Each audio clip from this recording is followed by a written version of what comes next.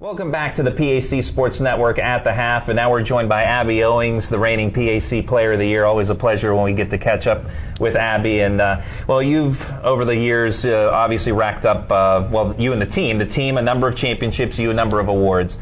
Being named the PAC Player of the Year last year, what's it mean to you to be recognized by the fellow coach or by the other coaches and some of your peers in the PAC? Yeah, that means a lot to me. Just kind of shows how my hard work has paid off over the years. The President's Athletic Conference has been really good to me over the last 4 years, and it was a pleasure just to be named the Conference Player of the Year.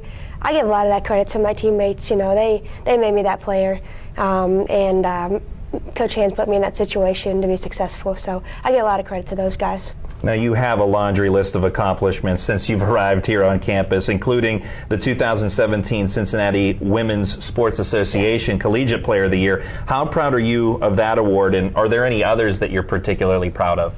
Yeah, that was a really nice award to win. The ceremony was great as well. I know former player Sydney Moss won that award when I was my freshman and sophomore season. So to kind of fill in, her shoes, I guess, a little bit, that was a big accomplishment for me.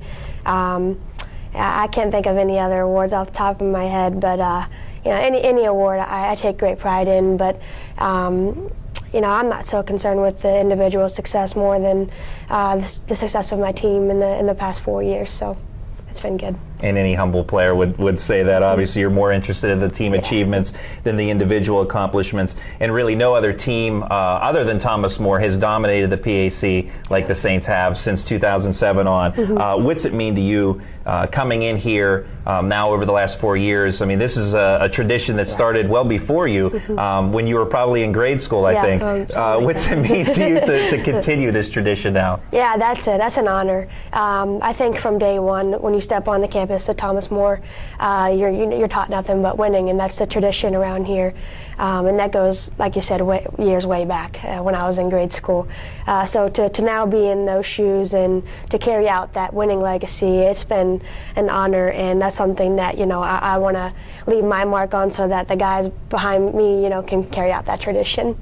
And 2 years ago, the team winning a national championship, beating Tufts College, and you had a game high in that, and 17 points. So great night for you, great night for the team collectively, and winning the national championship. Take us back to that night and how amazing it was to win the national title. That was unreal. Not that the first one wasn't, but the second one was awesome. Just to have all of those fans. I mean, I remember running out in the crowd and just seeing nothing but blue, Thomas More blue, and just to have all those fans behind our back. We were treated like all the Division I schools with the buses and police escorts everywhere. It was an amazing experience, and to get the win, I think that really capitalized on what we were trying to accomplish there. So.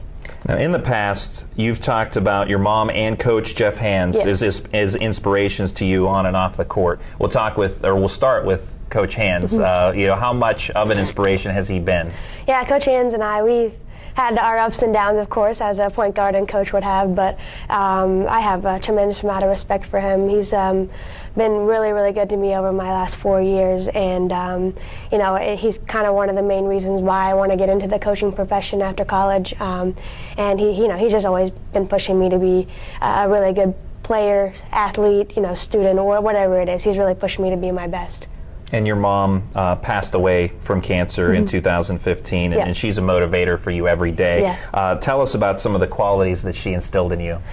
She was such a positive person, and always optimistic about everything. And I try to carry out that legacy every single day. And one of the things that I write on my shoes, and I actually just got a tattoo on my wrist, and it has the day that she died. But one of her legacies was to be great. And so if I can carry out that legacy and being the best person I can be, whether it's in the classroom, talking to a stranger, or playing the game I love, I try to do that. And you used to write that message on your wrist tape, correct? Right, exactly. And then now you have it tattooed. Now I have it permanent, so it's pretty cool. Terrific, terrific. Now, you do a lot of great things off campus as well. You participate in Special Olympic Yes. activities, work with youth basketball camps. How gratifying is it to have the impact on lives of young people and to see the smiles on their faces? Yeah, that's awesome. You know, I love to make people smile, make people happy, and if I can do that through the game of basketball, then that's going to be my ticket, I guess, if you were to say. But I work with a lot of young kids outside of, working camps, and to see their faces light up when they achieve something, it really means a lot to me.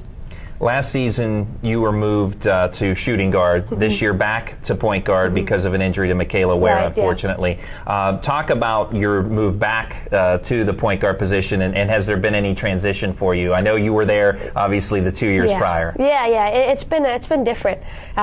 This year, I don't know why. I act like I've never played it before for some reason, but it's a little bit of an adjustment. But my teammates are doing a really good job of helping me out. I know we have Tori Gilman, one of our freshmen. She's been a really good factor in our offense. She pushes me every day on the defensive end, and I give a lot of credit to her. It's a different transition. I like playing point guard though, and we're playing from Michaela Ware and her injury. And Thomas More, we talked about the dominance of the Saints in the PAC over the years. Now your senior year, how much does it mean to you, and I'm sure the team as well, to go out there and try and win a PAC title and make a deep run in the NCAAs? Yeah, that's the goal. Every single day, that's what we work for. We know we have to take care of business in the conference in order to get to the NCAA tournament where we can compete for national titles. But yeah, that's the constant reminder every day to work hard to get that President's Athletic Conference championship. That's Abby Owings, senior of the Thomas More Saints. Abby, thanks so much for your time and good luck. Appreciate it. We'll have more coming up in a moment on the PAC Sports Network.